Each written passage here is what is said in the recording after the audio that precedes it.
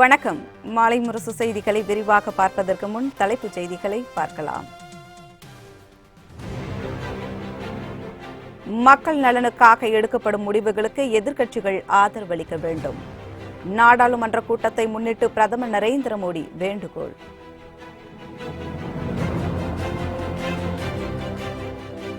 பதினேழாவது மக்களவையின் தற்காலிக சபாநாயகராக வீரேந்திரகுமார் பதவியேற்பு. குடியரசுத் தலைவர் ராம்நாத் கோவிந்த் பதவி பிரமாணம் செய்து வைத்தார்.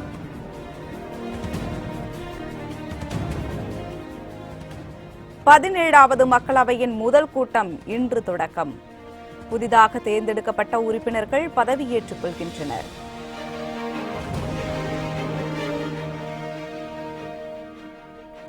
கொல்கத்தா மருத்துவர்களுக்கு ஆதரவாக நாடு முழுவதும் மருத்துவர்கள் வேலை நிறுத்தம்.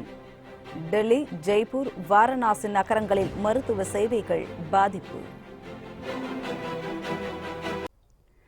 நாடாளுமன்றத்தில் மக்கள் நலனுக்காக எடுக்கப்படும் முடிவுகளுக்கு எதிர்க்கட்சிகள் ஆதரவளிக்க வேண்டும் என பிரதமர் மோடி வேண்டுகோள் விடுத்துள்ளார். நாடாளுமன்ற வளாகத்தில் இன்று செய்தியாளர்களிடம் பேசிய அவர், பல வருடங்களுக்கு பின்னர் தற்போது மத்தியில் தனி பெரும்பான்மையுடன் ஆட்சி அமைவதாக தெரிவித்தார். நாட்டுக்கு சேவை செய்ய மக்கள் மீண்டும் தங்களுக்கு வாய்ப்பளித்துள்ளதாக கூறிய அவர், சுதந்திரத்திற்கு பிறகு தற்போதுதான் மக்களவைத் தேர்தல் அதிக அளவிலான பெண் வாக்காளர்களையும் பெண் எம்பிக்களையும் பார்ப்பதாகவும் தெரிவித்தார். எதிர்க்கட்சிகள் வலிமையானதாக அமைய வேண்டும் என்று கூறிய பிரதமர் மோடி, நாடாளுமன்றத்தில் எதிர்க்கட்சிகள் கடமையை உணர்ந்துள்ளதாகவும் தெரிவித்தார். இந்த கூட்டத்தொடரில் மக்கள் நலனுக்காக எடுக்கும் முடிவுகளுக்கு எதிர்க்கட்சிகள் ஆதரவளிக்க வேண்டும் எனவும் பிரதமர் மோடி வேண்டுகோள் விடுத்துள்ளார். 17வது மக்களவையின் தற்காலிக சபாநாயகராக வீரேந்திரகுமார் இன்று பதவியேற்றுக் கொண்டார். டெல்லி ராஷ்டிர பவனில் இன்று காலை நடைபெற்ற நிகழ்ச்சியில் ஜனாதிபதி ராம்நாத் கோவிந்த் வீரேந்திரகுமாருக்கு பதவி பிரமாணம் செய்து வைத்தார்.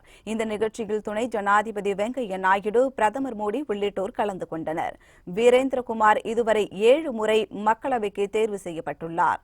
இதனையடுத்து இன்று கூடும் நாடாளுமன்றத்தில் புதிதாக தேர்வு செய்யப்பட்டுள்ள எம்பிக்களுக்கு தற்காலிக சபாநாயகர் வீரேந்திரகுமார் பதவி பிரமாணம் செய்து வைப்பார்.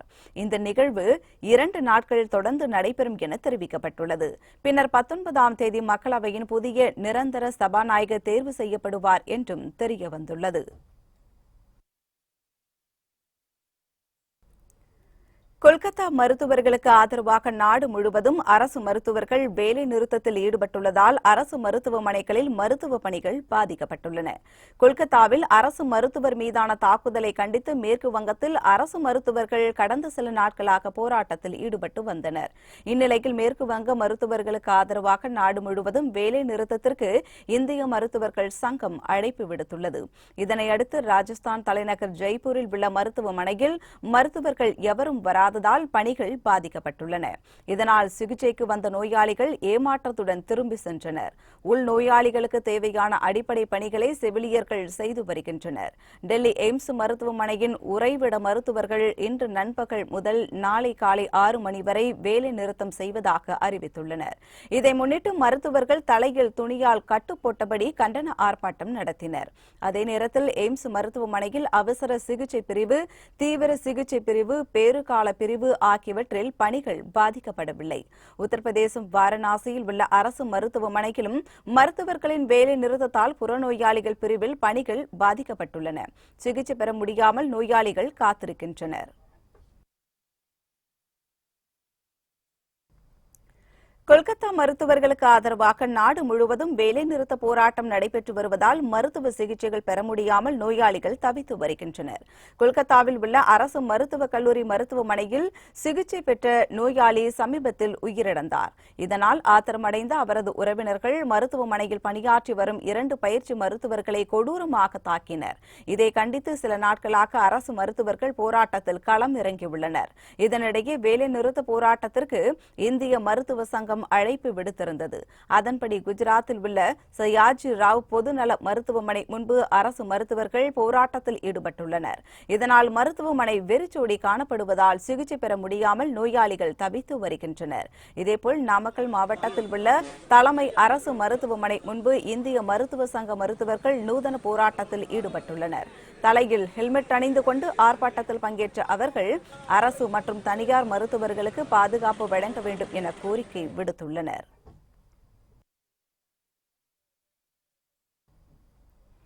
தொகுதி மக்களின் நலனுக்காகவும் ஜனநாயகத்தை பாதுகாக்கவும் நாடாளுமன்றத்தில் இயன்ற அளவு குரல் கொடுக்கப் போவதாக விடுதலை சிறுத்தைகள் கட்சித் தலைவர் திருமாவளவன் தெரிவித்துள்ளார். டெல்லி செல்லும் வழியில் சென்னை விமான நிலையத்தில் செய்தியாளர்களிடம் பேசிய அவர் இவ்வாறு தெரிவித்தார். நாங்கள் போட்டியிட்ட தொகுதிகளுக்காக குரல் கொடுக்கும் அதே வேளையில் ஒட்டுமொத்த தமிழகத்தின் நலன்களுக்காகவும் இந்திய பாதுகாப்புக்காகவும் இந்திய அரசியலமைப்பு சட்டத்தின் பாதுகாப்புக்காகவும் மதசார்பின்மை மற்றும் ஜனநாயகத்தை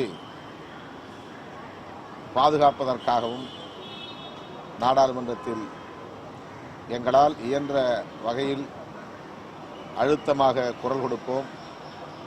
அனைத்து தரப்பு விளிம்பு நிலை மக்களின் ஜனநாயக உரிமைகளை பாதுகாப்பது என்பதே இப்போது நம் முன் உள்ள பெரும் சவாலாக இருக்கிறது. திமுக ஆட்சியில் ஏரி குளங்களை ஆக்கிரமித்ததால் தான் தற்போது தமிழகத்தில் தண்ணீர் தட்டுப்பாடு ஏற்பட்டுள்ளதாக பாஜக தேசிய செயலாளர் எச் ராஜா குற்றம் சாட்டினார். விழுப்புரத்தில் செய்தியாளர்களிடம் பேசிய அவர் தமிழகத்தில் ஏற்பட்டுள்ள தண்ணீர் பிரச்சினைக்கு திமுக ஆட்சியில் இருந்ததுதான் காரணம் என்று கூறினார்.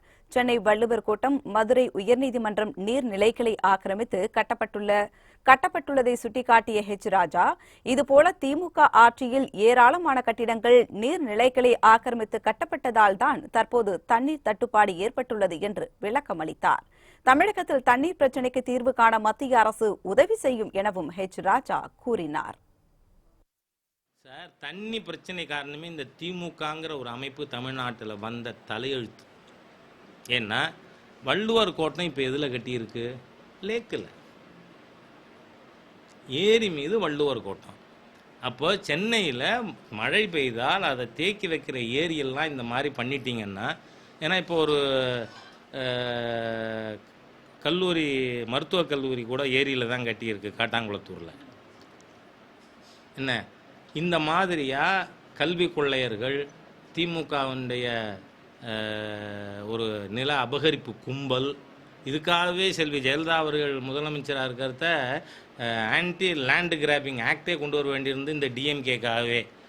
ஆகவே இந்த வாய்க்கால் புறம்போக்கு, கம்மாய் புறம்போக்கு, கண்மாய்கள், ஏரிகள், இதை திராவிட முன்னேற்ற கழகங்கிற ஒரு கட்சி அமைப்பு திட்டமிட்டு அபகரித்த காரணத்தால் இன்றைக்கி ஏற்பட்டிருக்கு. மாநில அரசாங்கம் இப்போ கூட முதலமைச்சர் இதற்காக பிரதமர்கிட்ட வந்து உதவி கேட்டிருக்கார்.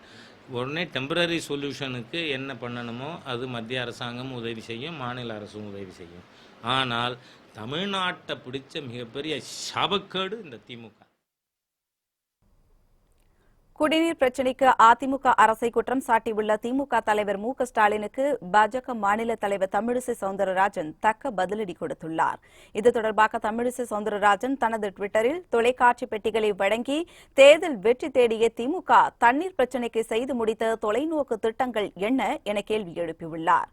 மேலும் தினம் ஒரு அறிக்கை வெளியிடுவதுதான் தீர்வாகுமா எனவும் அவர் ஸ்டாலினுக்கு பதிலடி கொடுத்துள்ளார். சென்னையை சிங்கப்பூர் ஆக்குவதாக கூறிய திமுக வீராணம் குழாயில் ஊழல், கூவத்தில் படகு விடுவதாக ஊழல் செய்ததை சுட்டிக்காட்டியுள்ள அவர், சென்னையை சுற்றிலும் ஏரி குளங்கள் காணாமல் போனதும் ஆற்று மணல் கொள்ளை போனதும் திமுக ஆட்சி காலத்தில் தானே எனவும் குறிப்பிட்டுள்ளார். மேலும் சென்னை குடிநீர் பிரச்சினைக்கு பலமுறை ஆண்ட திமுக செய்த நிரந்தர தீர்வு என்ன எனவும் ஸ்டாலினுக்கு அவர் கேள்வி எழுப்பியுள்ளார்.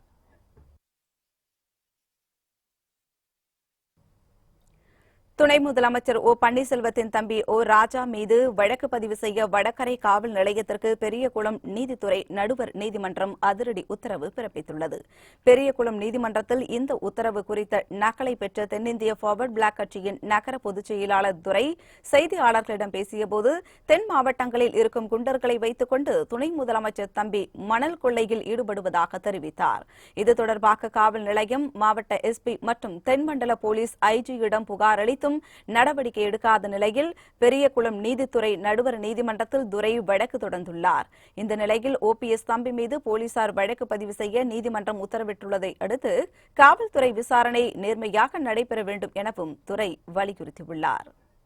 இந்த தாக்குதல் தேனி மாவட்டத்தில் உள்ள மணல் கொள்ளையை எதிர்த்து பலமுறை மாவட்ட ஆட்சியரிடமும் காவல்துறையிடமும் மாவட்ட கண்காணிப்பாளரிடமும் பலமுறை மனு கொடுத்தோம்.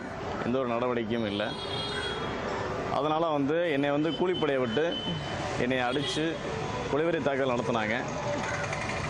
காவல்துறையில் ஓ ராஜா பேரை சொன்னாலே நாங்கள் எஃப்ஐஆர் போட மாட்டோம் அப்படின்னு சொல்லிட்டு எனக்கு கொடுத்த மனு ரசீதில் அவர் பேர் இல்லாமல் தான் மனு ரசீது கொடுத்துருக்காங்க. கடைசி ஆயுதமாக நீதிமன்றத்தில் முறையிட்டு இந்த வழக்கை விசாரணை பண்ணி முதல் தகவல் அறிக்கையை பதிவு பண்ணுறதுக்கு எங்களுக்கு ஆர்டர் கொடுத்துருக்காங்க. இது எங்களுக்கு மிக குடிநீர் பிரச்சினைக்கு அதிமுக அரசை குற்றம் சாட்டியுள்ள திமுக தலைவர் மு க ஸ்டாலினுக்கு பாஜக மாநில தலைவர் தமிழிசை சவுந்தரராஜன் தக்க பதிலடி கொடுத்துள்ளார். இது தொடர்பாக தமிழிசை சவுந்தரராஜன் தனது டுவிட்டரில் தொலைக்காட்சி பெட்டிகளை வழங்கி தேர்தல் வெற்றி தேடிய திமுக தண்ணீர் பிரச்சினைக்கு செய்து முடித்த தொலைநோக்கு திட்டம் என்ன என கேள்வி எழுப்பியுள்ளார். மேலும் தினம் ஒரு அறிக்கை வெளியிடுவதுதான் தீர்வாகுமா எனவும் அவர் ஸ்டாலினுக்கு பதிலடி கொடுத்துள்ளார். சென்னையை சிங்கப்பூர் ஆக்குவதாக கூறிய திமுக வீராணம் குழாயில் ஊழல், கூவத்தில் படகு விடுவதாக ஊழல் செய்ததை சுட்டிக்காட்டியுள்ள அவர், சென்னையை சுற்றிலும் ஏரி குளங்கள் காணாமல் போனதும் ஆற்று மணல் கொள்ளை போனதும் திமுக ஆட்சி காலத்தில் தானே எனவும் குறிப்பிட்டுள்ளார். மேலும் சென்னை குடிநீர் பிரச்சினைக்கு பலமுறை ஆண்ட திமுக செய்த நிரந்தர தீர்வு என்ன எனவும் ஸ்டாலினுக்கு அவர் கேள்வி எழுப்பியுள்ளார்.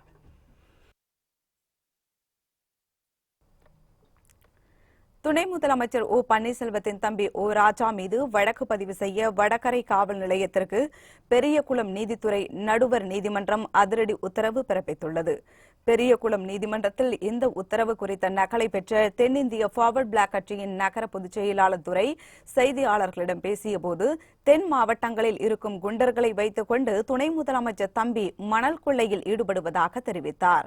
இது தொடர்பாக காவல் நிலையம், மாவட்ட எஸ்பி மற்றும் தென்மண்டல போலீஸ் ஐஜியிடம் புகார் அளித்தும் நடவடிக்கை எடுக்காத நிலையில் பெரியகுளம் நீதித்துறை நடுவர் நீதிமன்றத்தில் துரை வழக்கு தொடர்ந்துள்ளார். இந்த நிலையில் OPS தம்பி மீது போலீசார் வழக்கு பதிவு செய்ய நீதிமன்றம் உத்தரவிட்டதை அடுத்து காவல்துறை விசாரணை நேர்மையாக நடைபெற வேண்டும் எனவும் அவர் வலியுறுத்தியுள்ளார். இந்த தாக்குதல் தேனி மாவட்டத்தில் உள்ள மணல் கொள்ளையை எதிர்த்து பலமுறை மாவட்ட ஆட்சியரிடமும் காவல்துறையிடமும் மாவட்ட கண்காணிப்பாளரிடமும் பலமுறை மனு கொடுத்தோம். எந்த ஒரு நடவடிக்கையும் இல்லை. அதனால் என்னை கூலிப்படையை விட்டு என்னை அடித்து கொலைவெறி தாக்குதல் நடத்தினாங்க. காவல்துறையில் ஓ ராஜா பேரை சொன்னாலே நாங்கள் எஃப்ஐஆர் போட மாட்டோம் அப்படின்னு சொல்லிட்டு எனக்கு கொடுத்த மனு ரசீதில் அவர் பேர் இல்லாமல் தான் மனு ரசீது கொடுத்துருக்காங்க. கடைசி ஆயுதமாக நீதிமன்றத்தில் முறையிட்டு இந்த வழக்கை விசாரணை பண்ணி முதல் தகவல் அறிக்கையை பதிவு பண்ணுறதுக்கு எங்களுக்கு ஆர்டர் கொடுத்துருக்காங்க. இது எங்களுக்கு மிகப்பெரிய வெற்றியாக கருதுகிறேன். காஷ்மீரில் மத நல்லிணக்கம் மற்றும் சகோதரத்துவத்தை வலியுறுத்தி நடைபெற்ற தவி தர்சன பூஜையில் ஏராளமானவர்கள் கலந்து கொண்டு நதிக்கு வழிபாடு நடத்தினர். இமயமலையில் சியோஸ் பனிப்பாறையில் இருந்து உருவாக்கி காஷ்மீர் மாநிலம் புதாம்பூர் தடுப்பகுதியில் ஓடும் தவி ஆறு அம்மாநில மக்களின் கலாச்சாரத்திற்கு அடையாளமாக திகழ்கிறது.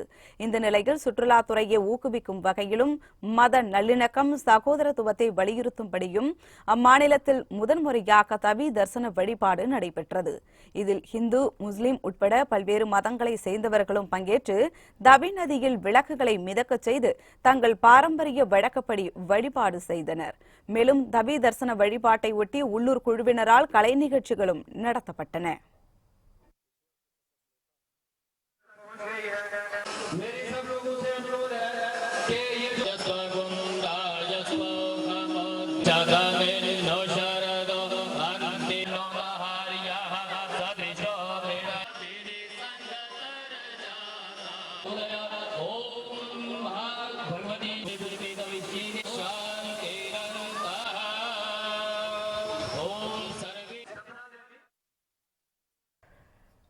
அரபிக்கடலில் உருவான வாயு புயல் வலுவிழந்த நிலையில் இன்று நள்ளிரவு குஜராத்தில் கரையை கடக்கும் என கூறப்படுகிறது. கடந்த 13ஆம் தேதி அரபிக்கடலில் உருவான வாயு புயல் குஜராத்தை நோக்கி நகர்ந்ததை அடுத்து அம்மாநிலத்தில் தேவையான முன்னெச்சரிக்கை நடவடிக்கைகள் மேற்கொள்ளப்பட்டன. இந்த நிலையில் திசை திரும்பிய வாயு புயல் மேற்கு நோக்கி நகர்ந்த நிலையில் தற்போது வலுவிழந்த புயலாக மறுபடியும் திசை திரும்பி குஜராத்தை நோக்கி நகர்கிறது. இதனையடுத்து வாயு புயல் இன்று நள்ளிரவு குஜராத்தில் கரையை கடக்கும் என்று தெரிவிக்கப்பட்டுள்ளது. புயல் வலுவிழந்துள்ள நிலையில் குஜராத் மாநிலத்தில் பெரும் சேதம் எதையும் ஏற்படுத்த வாய்ப்பில்லை எனவும், அதே நேரம் புயல் கரையை கடக்கும் பகுதிகளில் கனமழை பெய்யும் என்றும் தெரிவிக்கப்பட்டுள்ளது. மான்செஸ்டரில் நடைபெற்ற உலகக்கோப்பை கிரிக்கெட்டில் இந்தியாவிடம் பாகிஸ்தான் அணி பணிந்ததால் அந்த வெற்றியை இந்திய கிரிக்கெட் ரசிகர்கள் ஆர்வமுடன் கொண்டாடினர். மான்செஸ்டரில் நடைபெற்ற உலகக்கோப்பை கிரிக்கெட் தொடரின் லீக் ஆட்டத்தில் 89 ரன்கள் வித்தியாசத்தில் பாகிஸ்தான் அணியை வீழ்த்தி இந்திய அணி ஹிமாலய வெற்றி பெற்றது. இதனை நாக்பூரில் உள்ள கிரிக்கெட் ரசிகர்கள் ஆர்வமுடன் கொண்டாடினர். வீதிகளில் பட்டாசு வெடித்த அவர்கள் மேளதாளங்களை இசைத்து ஆடிப்பாடி மகிழ்ந்தனர். முன்னதாக இந்தியாவின் தேசிய கொடியை தூக்கி பிடித்தவாறு அவர்கள் அணிவகுப்பு நடத்தினர்.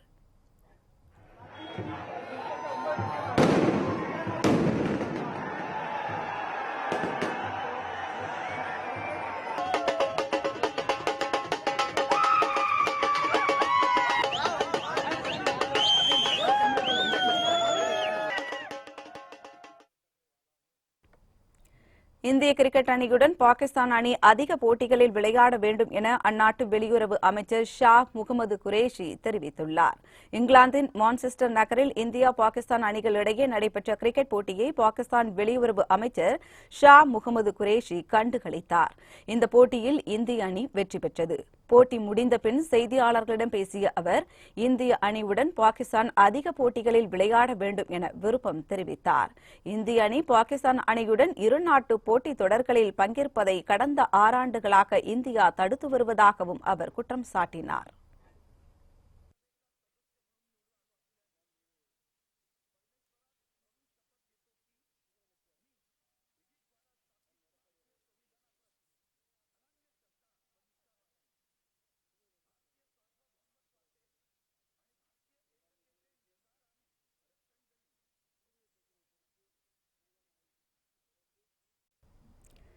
சென்னையில் கல்லூரிகள் தொடங்கிய முதல் நாளில் மாணவர்கள் ஆர்வத்துடன் வகுப்புகளுக்கு வந்தது பற்றி எமது செய்தியாளர் செம்பருத்தி தரும் தகவல்களை நேரடியாக கேட்கலாம். வணக்கம் செம்பருத்தி. சென்னையில் கல்லூரி மாணவர்கள் ஆபத்தான முறையில் பேருந்தில் பயணம் மேற்கொண்டதாக செய்திகள் வந்துள்ளது. அது பற்றி தகவல்களை கூறுங்க செம்பருத்தி. நிச்சயமாக, அதாவது 2 மாதங்கள் கழித்து கோடை விடுமுறை காலம் முடிந்து மீண்டும் கல்லூரிகள் இன்று திறக்கப்பட்டுள்ளது. அதாவது கலை மற்றும் அறிவியல் கல்லூரிகளை படிக்கக்கூடிய 2ஆம் மற்றும் 3ஆம் இயரை சேர்ந்த அந்த மாணவர்களுக்கான கல்லூரிகள் மீண்டும் திறக்கப்பட்டுள்ளது. மாணவர்கள் ஆர்வத்தோடும் கல்லூரிக்கு செல்கின்றனர். அதிகாலை முதலே, அதாவது காலை 8 மணி முதலே மாணவர்கள் கல்லூரிக்கு பயணம் செய்வதில் ஆர்வமாக இருந்து வருகின்றார்கள். அதன் அடிப்படையில் தான் நாம் செய்தி சேகரிக்க சென்ற வழியில் இந்த காட்சிகளையும் நாம் பதிவு செய்துள்ளோம். நிச்சயமாக இந்த காட்சியிலே நாம் பார்க்கும் போதே தெரிகிறது, மாணவர்கள் படிக்கட்டில் பயணம் செய்தாலே சற்று பயமாக தான் இருக்கும். ஆனால் அதையும் மீறி இந்த மாணவர்கள் ரூட் பேருந்து என்று சொல்லக்கூடிய மாணவர்கள் ரூட் பேருந்தில் செல்லும் போதே அவர்களது அரட்டை அதிகமாகவே தான் இருக்கும். அதன் அடிப்படையில் தான் இந்த மாணவர்கள் பேருந்தின் மீது ஏறி அதன் படிக்கட்டில் பயணம் செய்வதை தவிர்த்து அதற்கு பேருந்தின் கூரை மீது ஏறி இந்த மாணவன் வேகமாக நடந்து சென்று அந்த பேருந்தின் மீது பயணம் செய்து வருகிறார். இந்த காட்சியை பொதுமக்கள் பார்ப்பதும் சற்று பயமாக தான் இருக்கிறது.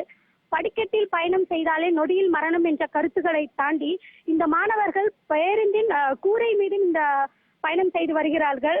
கோடை விடுமுறை காலம் முடிந்து தொடங்கியுள்ள இந்த கல்லூரி காலகட்டத்தில் மாணவர்கள் மகிழ்ச்சியோடும் ஆர்வத்தோடும் கல்லூரிக்கு சென்றாலும் கூட சில சமயங்களில் இது போன்ற தவறான விஷயங்களில் ஈடுபடுவதால் அதிகமான ஒரு குற்ற செயலாகவும் கருதப்படுகிறது. மேலும் இது குறித்து பொதுமக்கள் நம்மிடையே வைத்துள்ள கோரிக்கையாக இது போன்ற இந்த வீடியோ காட்சிகளை பதிவு செய்து இதன் மூலம் பெற்றோர்களும் சரி, ஆசிரியர்களும் சரி, மாணவர்களை கண்டித்து அரசாங்கத்திற்கு தெரியப்படுத்தி இது போன்ற தவறான இந்த குற்றங்களை தவிர்க்க வேண்டும் என்றும் நம்மிடையே கோரிக்கை வைத்துள்ளனர். தங்கள் கூடுதல் தகவல்களுக்கு நன்றி செம்பருத்தி. புத்தம் புதிய செய்திகள் அவ்வப்போது முழுமையாக மாலை முரசு தொலைக்காட்சி வழங்கும். இணைந்திருங்கள் மாலை முரசு தொலைக்காட்சியுடன். வணக்கம்.